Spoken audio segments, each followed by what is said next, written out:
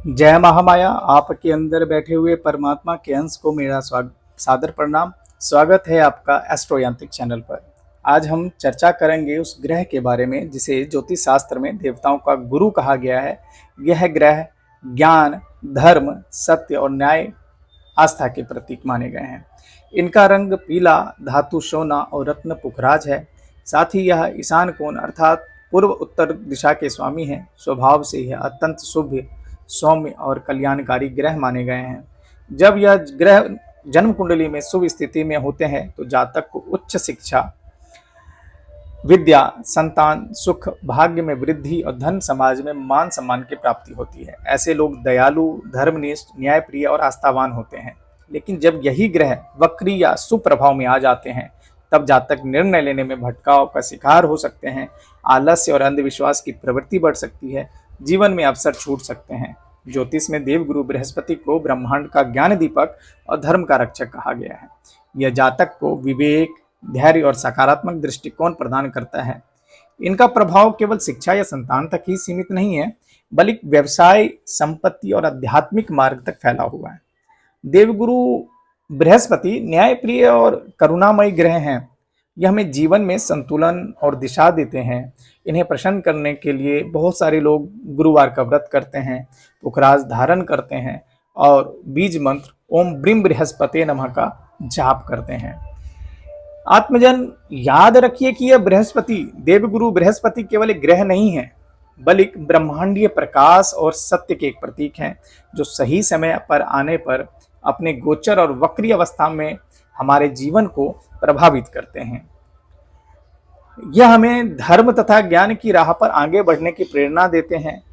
अब हम बात करते हैं कि आगामी 19 अक्टूबर से देवगुरु बृहस्पति अतिचारी गति से अपने उच्च के राशि में बहुत लंबे समय के इंतजार के बाद एक बार फिर 12 वर्षों के बाद 19 अक्टूबर को अपने उच्च राशि कर्क में आएंगे और 12 नवंबर को एक बार फिर वक्र गति आरंभ करेंगे और लगभग 48 दिनों की गोचरीय से अपने उच्च राशि में पूरी करने के बाद 6 दिसंबर को पुनः मिथुन राशि में लौट जाएंगे।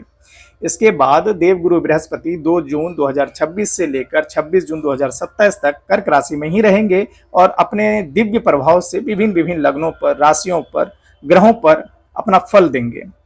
तो हम इस वीडियो के माध्यम से हम जानेंगे कि यह विशेष गोचर मिथुन लगन और मिथुन राशि के लिए कैसा फल देने कर आएगा। यदि आपका जन्म समय में चंद्र राशि या जन्म लगन इन गोचर से मेल खाता है तो ये आत्मजन यह वीडियो आपके लिए अत्यंत सहायक सिद्ध होगा। आपके मित्र के लिए अगर है तो आपके मित्र के लिए सहायक है, अगर परिवार में है तो परिवार के लिए बहुत ही सहायक रहेगा। ध्यानपूर्वक देखें और सुने, क्योंकि इस आधार पर आप अपने आने वाले समय की सही योजना बना सकते हैं और जीवन को बेहतर दिशा दे सकते हैं। मिथुन लगन और मिथुन राशि वालों के जातक के लिए गुरु का यह गोचर कैसा रहेगा। मिथुन लगन के जातक के लिए कुंडली में इस समय देव गुरु बृहस्पति आपके दूसरे भाव में रहेंगे, तीसरे भाव में केतु की स्थिति रहेगी और पंचम भाव में सूर्य, मंगल और बुध की युति बनी रही है। चतुर्थ भाव में शुक्र का स्थान रहेगा, वहीं नवम में राहु और दसम भाव में शनि का प्रभाव रह सकता है। यह स्थिति जातक के जीवन में उतार चढ़ाव के साथ कई नए अनुभव लेकर आएगी। जैसे कि डिटेल में बात करते हैं तो मृगशिरा नक्षत्र के तीसरे और चतुर्थ चरण में जन्मे हुए जातक के लिए अक्टूबर का माह प्रारंभ में थोड़ा सा चुनौतीपूर्ण रह सकता है। पेट से जुड़ी परेशानियां जैसे कब्ज, गैस और पाचन संबंधी समस्या उभर सकती है। कमर और घुटने में दर्द भी कष्ट देगा। विद्यार्थियों को पढ़ाई में ध्यान केंद्रित करने में कठिनाई साबित हो सकती है, जिससे मानसिक दबाव बढ़ सकता है। इसके अतिरिक्त इस नक्षत्र के जातकों को विशेष रूप से यह ध्यान रखना होगा कि किसी अनजान व्यक्ति या नए मित्र पर आंख बंद कर विश्वास नहीं करना है, क्योंकि यह लाभ की जगह हानि होने की संभावना अधिक रहेगी। लेकिन जैसे जैसे महीना समाप्ति की ओर बढ़ेगा, परिवार के सदस्य या रिश्तेदारों से सहयोग और लाभ मिलने की पूर्ण अनुमानित है। अब बात करते हैं आद्रा और पुनर्वसु नक्षत्र के जातकों के लिए गोचर कैसा रहेगा। तो यह गोचर अपेक्षाकृत सुफलदायी रहने वाला है। विवाह से जुड़ी चर्चाएं जो लंबे समय से चल रही थी वो अचानक रुकी हुई है, लेकिन चिंता की बात नहीं है। यह केवल थोड़े समय के लिए विलंब है। संतान से जुड़ा कोई सुखद समाचार मिल सकता है और जिन छात्राओं को पढ़ाई रुकी है उन्हें पुनः गति मिलने की प्रबल संभावना है। व्यापार में उन्नति होने की और यात्राएं बढ़ सकती है, जिनसे आर्थिक लाभ संभव है। इस समय आपका मन धार्मिक और आध्यात्मिक कार्यों की ओर भी आकर्षित रहने वाला है। हालांकि स्वास्थ्य के दृष्टिकोण से पूरी तरह लापरवाह नहीं होना चाहिए। इस अवधि में पैरों की नसों में खिंचाव, कब्ज की समस्या और आंखों से जुड़ी हुई तकलीफें बढ़ने की चांसेस हैं, प्रबल संभावना है। अतः दिनचर्या में संतुलन और खान पान की विशेष देखभाल आवश्यक आपके कुंडली के अनुसार देखने को कहा गया है। उपाय के रूप में अगर बात करते हैं तो गुरुवार को पीले वस्त्र नहीं पहनना चाहिए और चने की दाल दान करनी है। बुधवार को हरे मूंग का दान करना लाभकारी रहने वाला है आपके लिए। शनिवार को पीपल के पेड़ में सरसों का तेल का दीपक पश्चिम दिशा की तरफ जलाते हुए संध्या काल में जलाएं।